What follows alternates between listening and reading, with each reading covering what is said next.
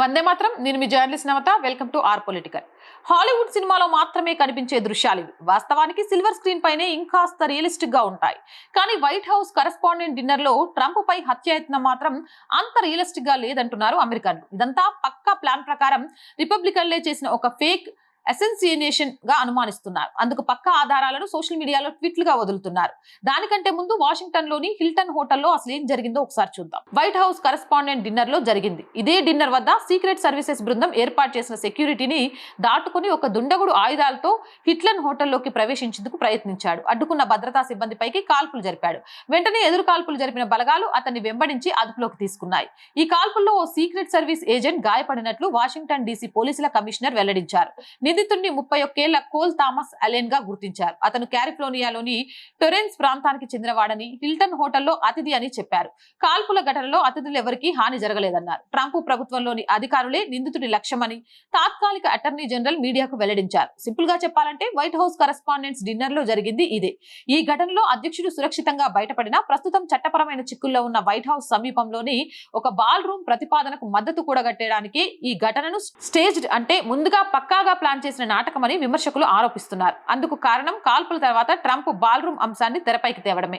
కాల్పుల ఘటన తర్వాత ట్రంప్ చేసిన ప్రతిపాదన ఇదే. వైట్ హౌస్ ప్రాంగణంలోనే ఒక భారీ సురక్షితమైన బాల్ రూమ్ ని నిర్మించాలని పిలుపునిచ్చారు.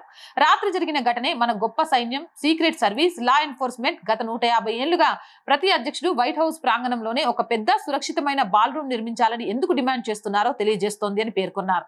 ఆ తర్వాతే సోషల్ మీడియాలో #స్టేజ్డ్ ట్రెండ్ ఇవ్వడం ప్రారంభమైంది. నెటిజన్లు రకరకాలుగా స్పందిస్తూ కుట్ర సిద్ధాంతాలను ప్రచారం చేస్తున్నారు. ఈ ఫేక్ హత్యాయత్నం జరుగుతున్న సమయంలో రక్షణ మంత్రి పీట్ హెగ్సెత్ ఒక టేబుల్ నుండి మరో టేబుల్ కి తిరుగుతూ మిగిలిపోయిన డ్రింక్స్ కోసం వెతుకుతూ కనిపించాడని ఒక యూజర్, కాల్పుల సమయంలో డొనాల్డ్ ట్రంప్ స్పందనను, మెలానియా ట్రంప్ ముఖంలోని భయాన్ని వేలెత్తి చూపుతూ ఈ ఎపిసోడ్ అంతా కేవలం ఒక బాల్ రూమ్ కోసం ఆడిన నాటకమని మరో యూజర్ ఆరోపించారు.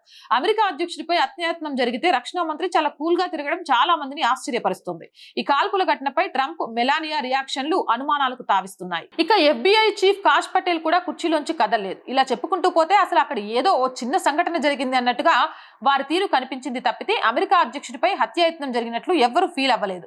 అందుకే నెటిజన్లు ఇదేదో ప్లాన్ చేసిన వ్యవహారంలా ఫీల్ అవుతున్నారు. ప్రధానంగా బాల్ రూమ్ అంశాన్ని తెరపైకి తెచ్చి ఇదంతా ఒక నాటకం అని కొట్టిపారేస్తున్నారు. పైగా మీడియాపై పదే పదే దాడులు చేస్తున్నప్పటికీ వైట్ హౌస్ కరెస్పాండెంట్స్ అసోసియేషన్ ఈ ఏడాది వార్షిక విందుకు ట్రంప్ ను ఆహ్వానించింది. గత కొన్నేళ్లుగా ఈ వేడుకను బహిష్కరిస్తున్న ట్రంప్ అధ్యక్షుడిగా ఈ డిన్నర్ కు హాజరు కావడం ఇదే మొదటిసారి. ఇదే సమయంలో ఇతర ఉన్నతాధికారుల సమావేశాలతో పోలిస్తే ఈ విందుకు డొనాల్డ్ ట్రంప్ పరిపాలనా యంత్రాంగం తక్కువ స్థాయి భద్రతను కల్పించిందని వాషింగ్టన్ పోస్ట్ నివేదించింది.